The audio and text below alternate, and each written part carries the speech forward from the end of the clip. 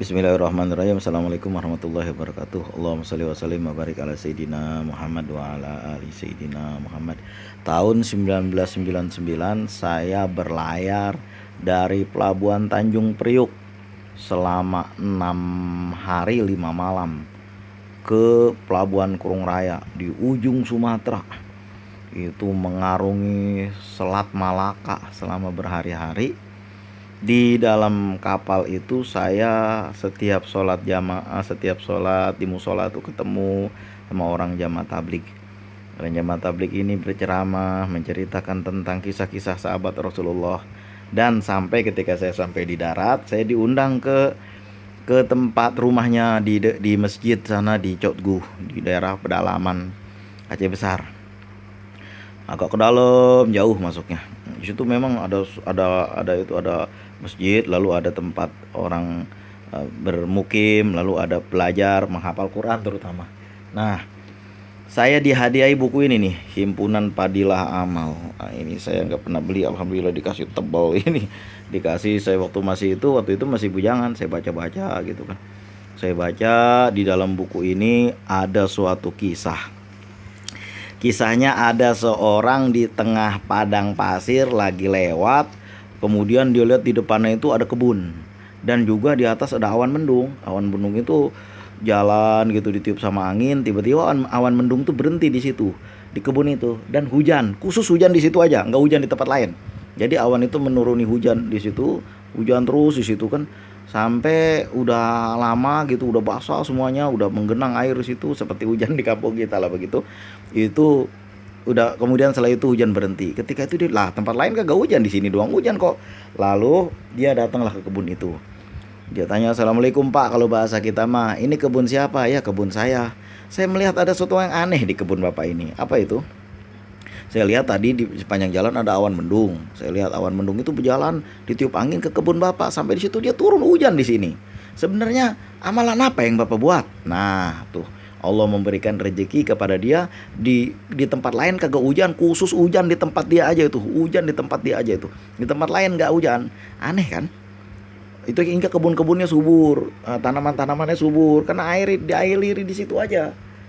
Itu Bang, cerita itu bener apa kagak? Ini cerita orang-orang soleh, saya dapat dari sini. Cerita orang-orang soleh.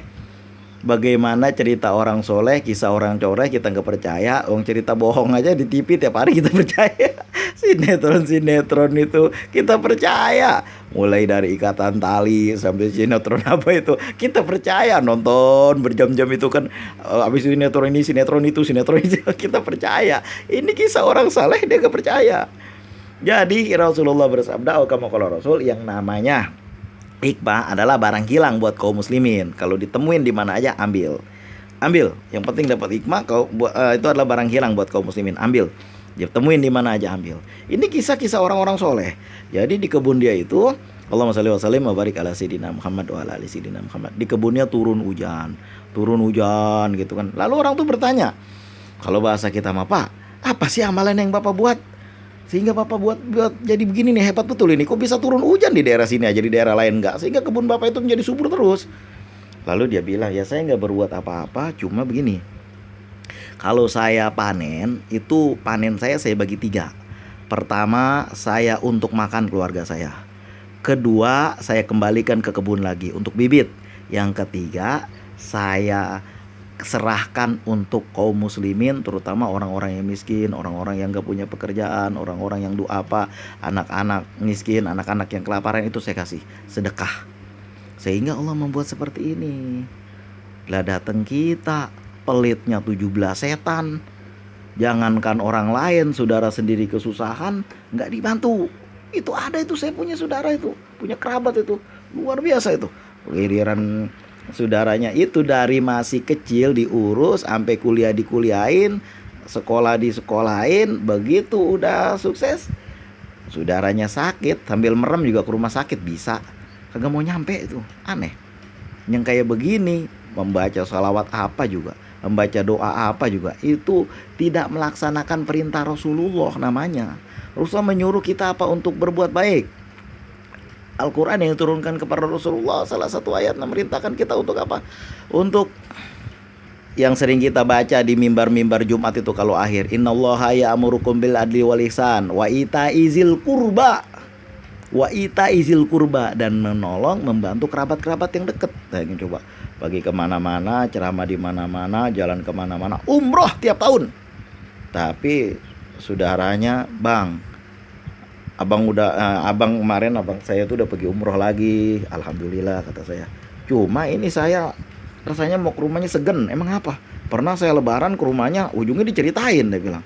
Nah jadi apa urusannya sama gua? Bukan begitu, daripada saya minjem sama dia, saya minjem sama abang dah. Nggak lama kemudian nggak ngomong apa-apa, saya cuma saya lihat aja WA-nya. Mungkin dia nungguin itu saya sengaja itu dia nungguin itu. Kok kagak di centang biru doang, kagak dibalas-balas sama dia. Sekitar 15 menit 20 menit tiba-tiba udah saya kasih screenshot apa itu, transfer ke rekening dia. Ini cuma ada duit segini, ada 2 juta. Cukup apa kagak itu, mudah-mudahan cukup buat anak sekolah. Wah, alhamdulillah ya Allah, sekali ngomong kata dia kan. Sekali ngomong, Bang. Alhamdulillah. Ini saya datang ke rumah abang saya sendiri waktu lebaran, pulang-pulang saya diceritain. Ini saya ngomong cuma sekali ngomong, alhamdulillah udah dikasih 2 juta. Allahumma sholli wa sallim wa barik ala sayyidina Muhammad wa ala ali sayyidina Muhammad. Orang-orang yang bersedekah itu asodaqah itu tanpa bala. Sedekah itu menolak bala. Sedekah itu kita bersedekah nih, walaupun rezeki belum datang, bala udah ketolak. Kita pelit nih, walaupun bala belum datang, rezeki udah ketolak. Sebaliknya, Allahumma sholli wa sallim wa barik ala sayyidina Muhammad wa ala ali sayyidina Muhammad. Makanya kan orang-orang seperti itu aneh kan. Ketika kebun orang nggak dialirin hujan, tiba-tiba dia dialirin hujan. Ketika orang mau daftar pekerjaan susah banget, tiba-tiba dia gampang aja langsung. Lah ada itu saya lihat orang di depan Ka'bah, ketika orang pada berebut mau nyium Hajar Aswad, tangan dia ditenteng sama askar, dibawa dimasukin ke Hajar Aswad tuh. Di situ ditaruh sama orang. Orang bingung semuanya itu. Satu putaran itu bingung semua. Orang pada berdesek-desek mau ke Hajar Aswad. Tiba-tiba dia disuruh sembahyang di makom Ibrahim. Tentu dia punya kelebihan-kelebihan yang kita kagak tahu.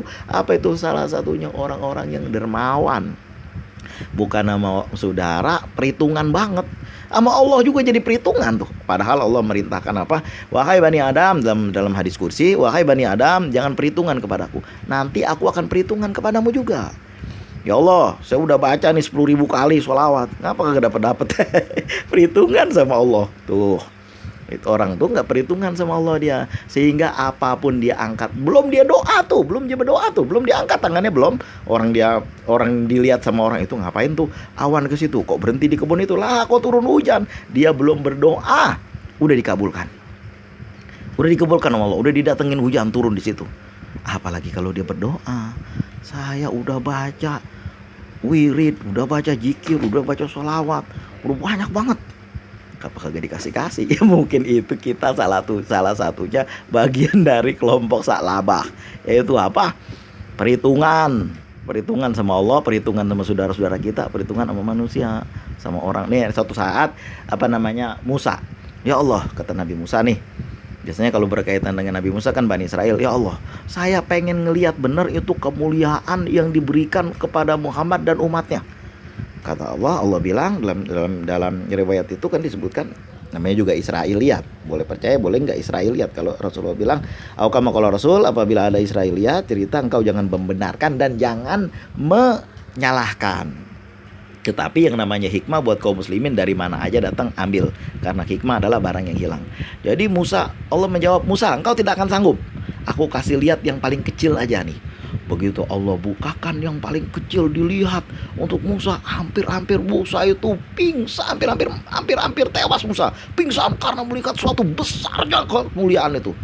Lalu Musa bertanya, ya Allah, apa sih yang membuat Muhammad dan para umatnya itu dikasih kemuliaan seperti itu? Apa Allah bilang? Karena mereka lebih memuliakan, lebih mengutamakan kepentingan orang yang lebih butuh, orang lain yang lebih butuh. Nah, saya dapat kisahnya dari mana tuh? Dari buku ini nih. Mana ya bukunya ya? Nah, dari buku ini nih. Kalau ada ini nih, dari buku ini nih. Kalau ada Kalau ada rezeki boleh beli nih. Buku yang dibaca nih, Keajaiban Sedekah. keajaiban sedekah tuh boleh. Kita di situ ada kisahnya. Kita ini orang yang pelit sama saudara, perhitungan sama saudara. Bahkan saya dengar ada orang yang sama orang tua sendiri minjem. Orang tua aku udah minjem. Ini dagang bisnis. Bisnis ya bisnis. Apa namanya?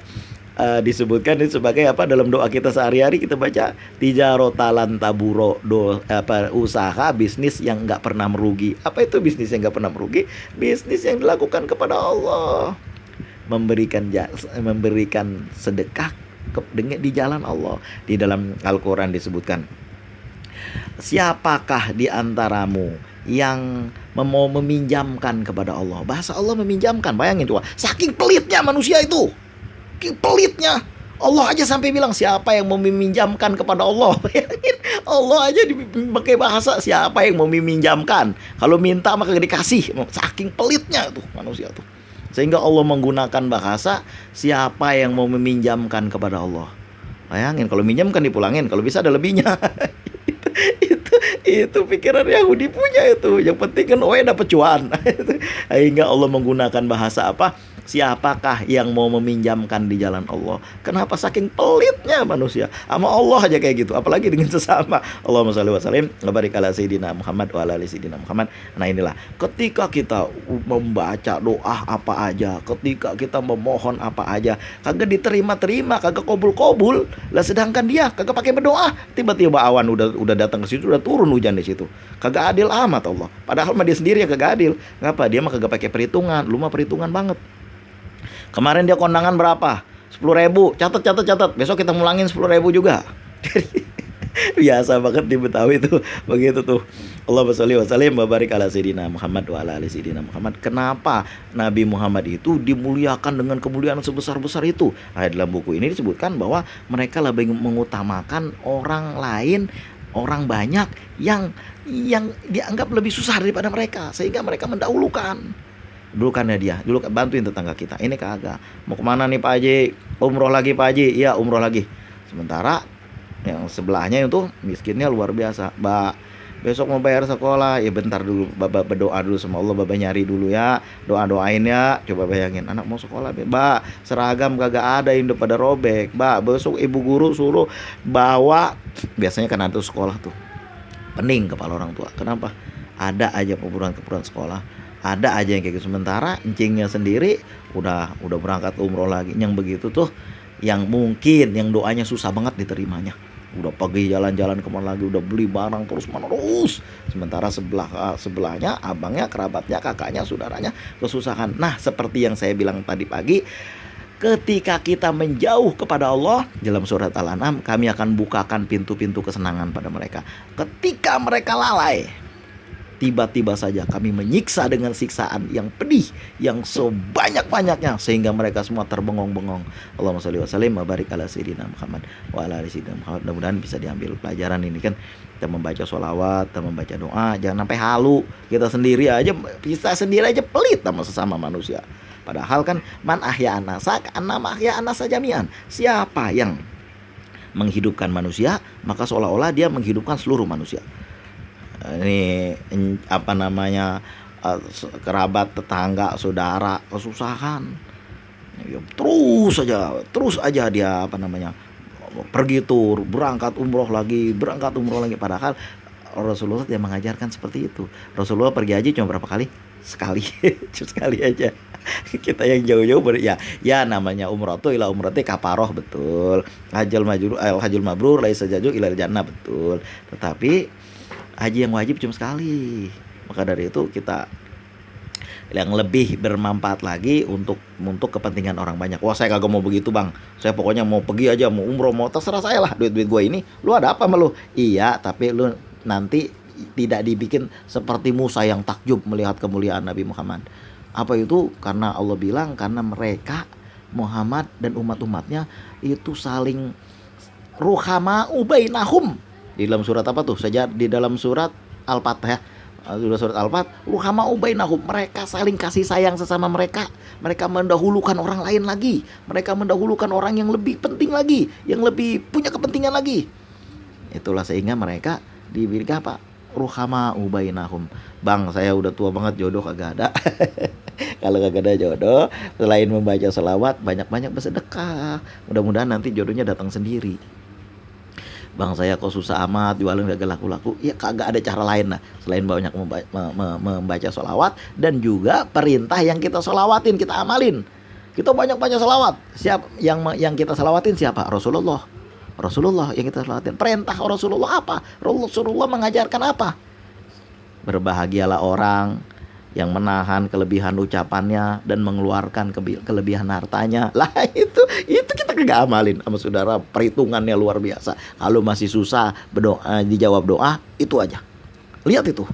Lu aja pelit, sedangkan Allah dipaksa sama dia untuk ngasih. Lah itu aja ukurannya.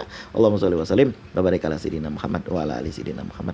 Mudah-mudahan kalam yang singkat ini, kalam yang sedikit ini bisa menjadi hikmah yang menjadi barang hilang yang kita pungut. Asal ada barang hilang, Rasulullah bilang kita pungut, karena hikmah adalah barang hilang buat kaum muslimin. Allahumma ya muyassir wa ya dabiru kulli kasir wa ya dabiru kulli farid yassir alaika yasir kula asir fataisir asir hajatuna ya Allah ilaika kasir, hajatuna ya Allah ilaika kasir, hajatuna ya Allah ilaika kasir, wa anta alimun biha wa basir. Mohon maaf atas segala perhatian. Usikum wa nafsi bitaqwallah. Assalamualaikum warahmatullahi wabarakatuh.